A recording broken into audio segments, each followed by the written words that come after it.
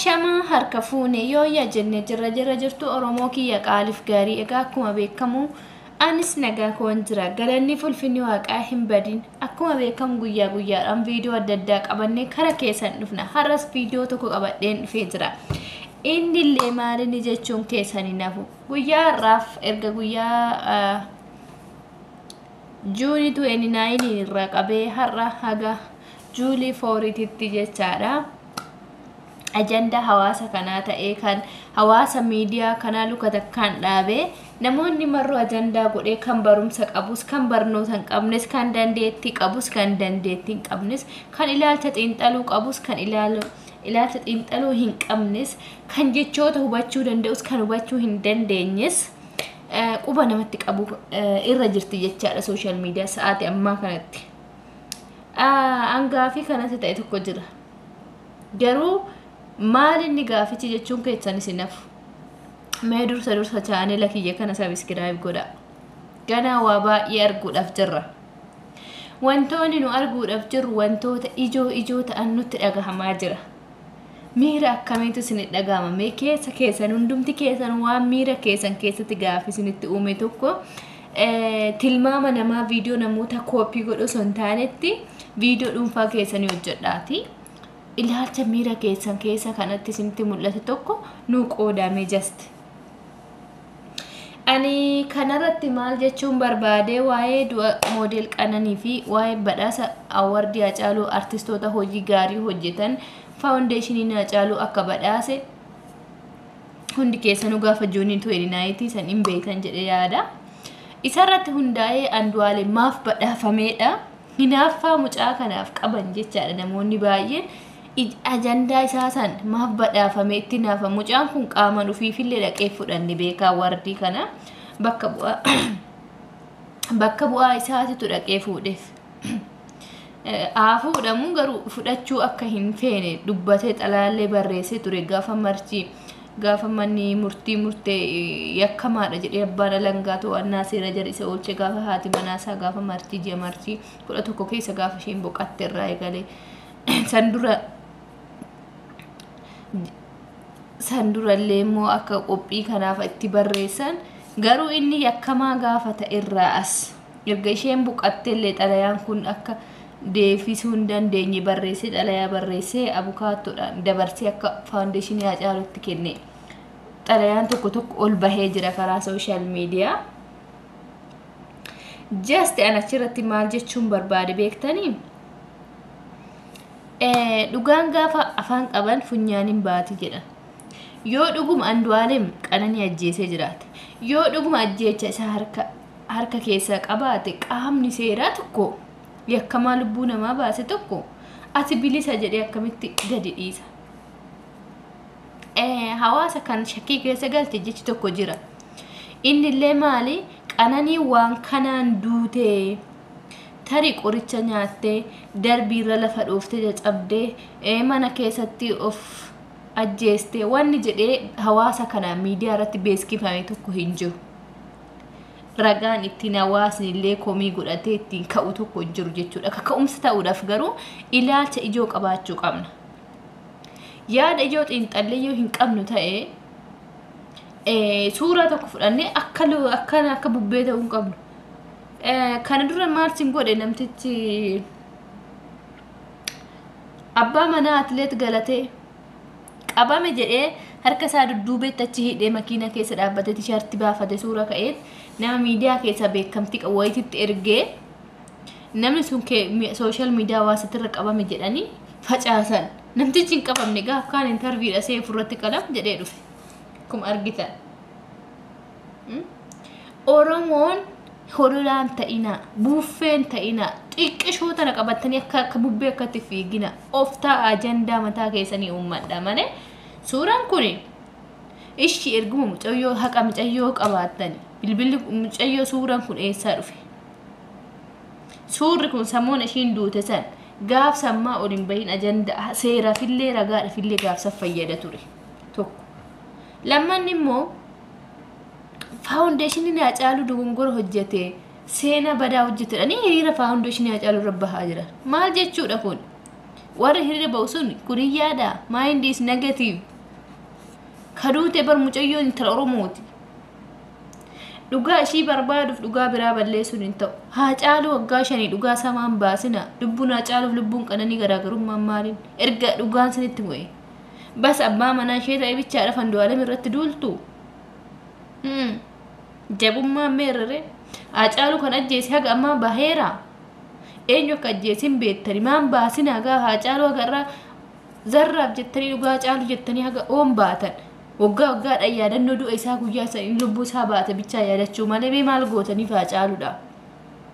Mee dhugaan isin baaftan maal? Heshi lubbuun qananiif lubbuun haa caalu garaagarummaan maal? Jarri lachuu lubbuudha laa. Isin amma andualem ajjeesuuf fiigdi malee dhugaa qananii baasuuf miti. Jibbaa isaatti qabdan badhaasa isaa santu sin gube malee amma wanni biraa tokko hin jiru. Cal'istaniitu gaafa inni bahellee homaa hin jenne xaaxxaqqettanii turtan. Garuu badhaasa awardii foundationii haa caalu irratti argamee badhaasa fudhachuun isaa namoota baay'ee diina itti godheera. Namoota baay'ee aarii keessa galchee hinaaffaa keessa galchee kakaase jechaadha. Suurumti kunuu eessa bahe? Eenyutu eenyu eessaa dhufee har'a poostii godhame? Bilbilli ishii poolisii harka ture. Poolisiin qorannaa gaaf godhu akkamitti arguu dide tokko. Lama jechaadha. Abbichi fi suurri sun bira tureyyuu yakkamaadha. Abbichi suura sana ol baasee qoratamee fiduu qaba nama irraa fidee poostii goote. Obboleettii ishiitii jedhamee ishiimtuu qoratamuu qabdi. Eessaa fidde suura kana eenyutu itti erge? Eenyutu ergachaa turte mucayyoon kun? Keessa ishii miidhame ishii erga qabaatte eenyutu ergachaa turte? Gaafa ergatte san abbichi har'a suura kana ajandaa godhee ol baase sun gaafa ishiin lubbuun jirtu maa hawaasa kanaa baasee mul'isuu dide. Maan Oromoo intalli teessan du'aa jirti intala Oromoo tana baasee dhugaa baasuu dide. Har'a erga lubbuun ishii darbee booda ajandaa uumuun jibbaa karaa andualem ittiin lubbuu garaafatan karoorfataniiti malee soba kuni andualemin ajjeesne ammallee. Innu miira badaa keessa jira isaa ammaa kanatti. Sammuun isaa sirriin jiru haadha manaa jaalatuuf cinaadha dhabee waan ta'eef. Onnee isaa tokkichi cinaatti addaan dhooyee waan ta'eef. Sa'aatii kanatti andualem bira dhaabbachuun kan barbaachisu miira ganaaf haalamaa badhaafama jedhanii itti duudan. Badhaasa sanuu fudhachuu fedhiin qabu inni akka xalayaa isaatirraa an dubbisetti xalayaa isaa siniifan kaa'aa booda ta'an binaliirra. Xalayaa akka barreessetti fedhii badhaasa sanuu fudhachuun qabu. Garuu immoo gaafa waamamee badhaasa kanaaf ergamu maal jedhee maqaa haadha ishii taatee waan ani hojjedhe hojii agaarraan hojjedhe keessaa gahee dadhabbii guddaa kan qabu ishiidha jedhe. Qananiidha jedhe. Haadha manaa koo jaaladhu abdii koo gara fuula duraan of biraa dhabe. Badhaasni kun anaaf odoon taane isheedhaaf mala jedhee xalayaa barreessee erge. Maqaa isheetiin fudha malee maqaa kootiin hojii kootii jedhee fudhu jedhe. Innuu simmeetii isaa akka keessa jiru haamileen isaatu akka cabe. Osoo kana beeku hawaasni Oromoo ajandaa maali uummanni ajandaa jaallatu? Abboo jecha qumna gara jechuudha yookiin jecha ijoo taate jecha dhugaarratti hundoofte jecha takka qabadhaa gadi bahaa.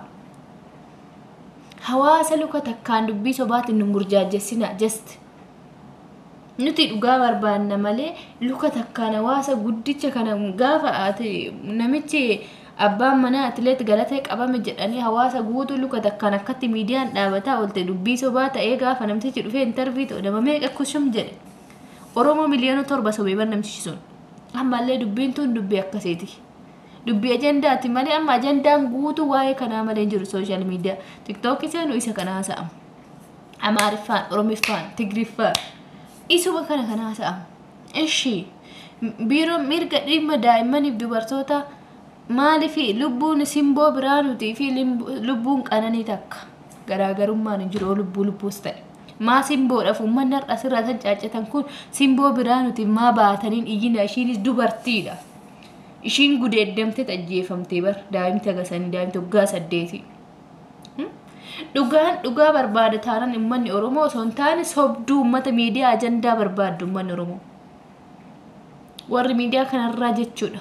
Oromoon dhugaa ka biyya keessa jiru. Oromoon dhugaa kan ilmi hiyyeessaa guyyaa irraa xiyyitii jala dhaabatee du'aa jiru. Oromoon dhugaa isa malee ishii asirraa miidiyaa irraa fooloo guurrachuuf yookiin laayikii guurrachuuf alba'aa ooltuu miti Oromoo.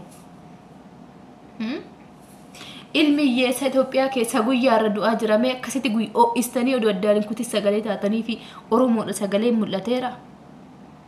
Eshi kan akkanuma andualem ajjeesuudhaaf xaartan malee andualem miidhaa irraan ga'uuf xaartu malee dhugaa qananii baasuuf miti jechaadha. Dhugaa qanoo kabaasu waaqa ni baasa dhugumaa andualem ishii baddalee jiraate waaqa keessatti illee murteessu isarrallee nama dhugaarra sobaan irratti falminuu miti. Garuu dubbii ifa jiru jallisneetoo dhugaa dabsinee sobaaf dhaabbanna inni jedhu dogongora cimaadha. Just kana beekuu qaba uummanni. Akkamitti namni oduudhaaf luka takka miidiyaa akkatti dhaabachiisa. Eessa turtanii garrama addaan kuttan sagalee gaafa isheen lubbuun baatirra suuronni kun gaaf sammaa ol ba'uu dide har'a eessa dhufe ol yaa'u. Qananiin hintala Oromooti ishiidhaaf sagalee ta'uun wanni Oromoo saalfachiisu miti. Garuu dhugaa ishii gaafa taate tokko balleessa jechuun hin ta'u. Andualem dhugaa qaba taanaan dhugaadhaaf bahu. Manni seerri eega manni qaamni seera eenyu seera olii miti seera gadis miti. Seerri murtee tokko gaafa dabarse Andualem seerri biyyattii ittiin bulmaata tumatti kamataa of danda'e qabdi. Andualem bilisa jedhee namni tokko mootummaan nama yakkamaa nama ajjeese tokko bilisa jedhee gadi hin dhiisu. Nama miidheeyyuu nama jechaan si miidhe nama si reebee si arrabse waan tokko si godheewu uma xiqqa lubbuu waan ba'ee miti adabbii yeroo itti fudhata. Turtii waggaa 6 turtii waggaa 7 adabbii itti kenna nama xiqqoma miidhaa sirraan ga'e kan si ajjeese miti kan si gudeede. Garuu inni kun seerri erga bilisa jedhee gadi dhiiseen booddee nuti immoo abbaa seera miti. Darbinee seera isin warri seera ho'i murtee hin beeytani nuti isinii murteessaa jettan akka waan birriin kaffalamee fi ba'e birriin hin baasu. Birriin kas hin baasu birriin bakki itti si baasu qabeenya biyya lafaa keessa birriin bakki itti si baasu bakka sobaa ni jira. Bakki itti si baasu garuu lubbuu ajjeestee mana hidhaa galtee osoo hin taanetti waa balleessitee hojii tokkorra gaafa ari'amtu gubboo galchitee hojii sanatti akka deebituuf ni danda'a waan akkasii birriidhaan. Garuu lubbuu irratti birriin hin danda'amu tasuma hin yaadamu kun. Kanaafuu uummanni Oromoo hin taancaacca'inaa. Mucaarra illee gadi bu'aa. Hinaaffaa isaa qabdan jibbaa isaa qabdan karaa kanaan mul'isaa jirtu malee dhugaa qananii barbaadan jirtalla. Qananii dhugaa ishee haanuu ba'u nus hin jibbinu bar. Dhugaan ishee odoo nu argame nus namoota dhugaa qananii barbaadu keessa tokko. Andualem osoo dhuguma ajjeechaa kana keessa harki isaa xurii kanaan laaqamee jiraate ta'e deebi'ee hidhamu miti ajjeefamu nu mararu. Lubbuun Andualemiif lubbuun qananii nu tokko. Garuu immoo bakka dhugaan odoo jirtu sobaan isatu ajjeese jennee irratti duulu irratti hin fudhannu. Seera caalaa nu murtee kennuu hin dandeenyu. Seera olii miti nus Andualemi seera gadi malee seera olii miti. Kana beekuu qabdan. Just sobaan akkamitti hawaasni guddichi miliyoona jedhamee beekamu kuni ajandaa kijibaati suura baatee miidiyaa irra deema. Eshi jechichumti kunuu jecha dhugaa erga ta'e jecha ragaa seera bansiisu abbaan alangaa gaafa manni murtii keewwa seera kisii harawaa qabaatan banadhaa malee haga ammaa ragaa arganni keessa ragaan tokkichi akka gara ishee akeeku akka hin jirre jedhee gaafa mul'isu sana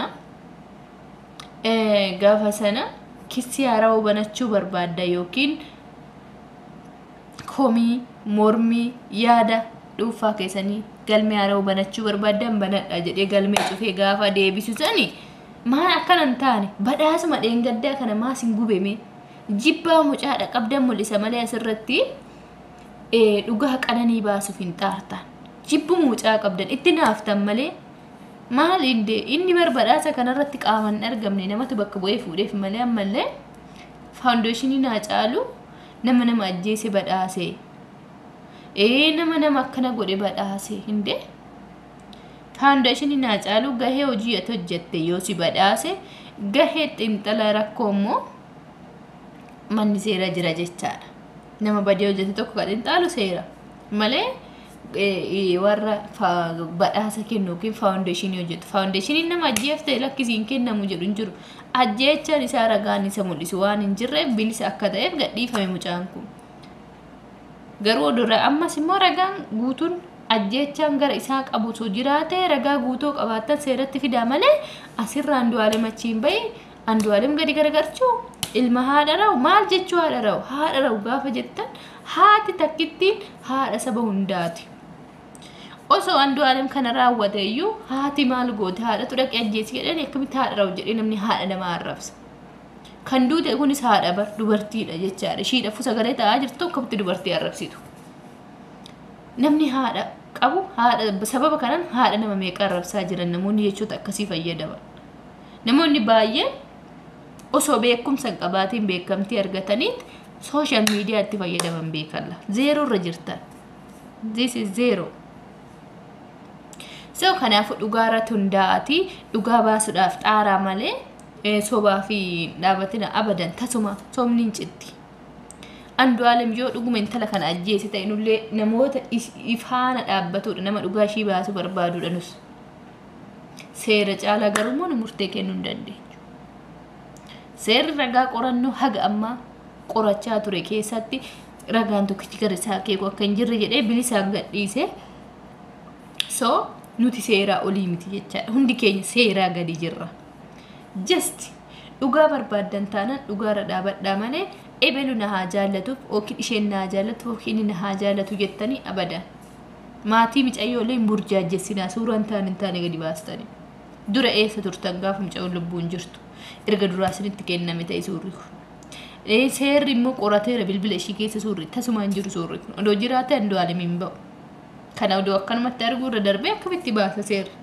hundee mee dhuguma lubbuun haa caaluuf lubbuun qananii garaagarummaan maali jarri lachuu lubbuudha kan bade kichuutti kan citan lameessaantu haa caalu mee gammaa sagalee namni ta'aa jiru jira hin jiru dhugaa isaa namni gaafata jira hin jiru yaadannoo bichaa godhamaaf jira maaliif irraa ol naqabaa ganna dhiisa jettarre andualemis galaafachuuf himi akkuma haa caaluun gaaf lubbuun jiru akkatti itti duulaa turtanii har'a gaafa ni du'e immoo dungoo ibsitaniitiin keekii qabattanii nyaachuudhaaf sheeyoo uffata gurraacha tiishaartiin hojjisiifattanii gadi yaatan isaaf sin godha isin gaafa namni lubbuun jiru uummanni oromoo kun gaafa namni lubbuun jiru naman jaallatu garuu gaafa namni lubbuun biyya lafaa kanarraa dhabame achiin sii cabee asiin sii du'e odoo akkana ta'ee jiraate odoo guyyaan sun bari'uu baatte odoo guyyaan sun akkas ta'uu baate uummata kijiba jechuudha uummata kijiba jaallatu uummata ajandaa sobaa qabatee miidiyaa afarsu tokkichi miidiyaa kanarraa barreeffama mataa ofii ka barreessee jiru agamma koppii gootatiin kama namni tokko poosatti miidiyaan guutuun poostii gooti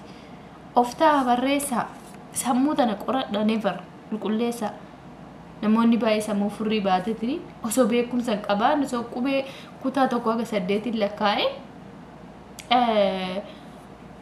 beekamtii argate miidiyaarra beekamtee gaafa argatu akka waan aangoon hundi si harka jirtu se'e noo si harka hin jirtu dhugaatu se'e dhugaa barbaadna yoo ta'e dhugaadhaan qananiidhaaf murteessu andualem irratti illee duuluu dhiisudha seerri qabateera waan kana seera kan murteessee fixoon malee yoo rakkoon jiraate yoo qorannoon jiraate garuu isin aangoo irratti murteessu aangoo isaa waan jechuus seqeequuf hin qabdan gama kamiinuyyuu jechaadha kanuma isiniin jechuu barbaadeeti warroonni ajandaa hololaa baatanii ajandaa social media irra fiigaa jirtan dhaabadhaa isiniin jechuu barbaade gabaabumatti stop so video kiyya kana share naa godhaati warroota xawalwaalee akkasiisan biraan naa qaqqabsiisa waan na dhaggeeffattaniif galatooma video biraatiin hamma walitti deebinutti turtii gaarii isiniin jedha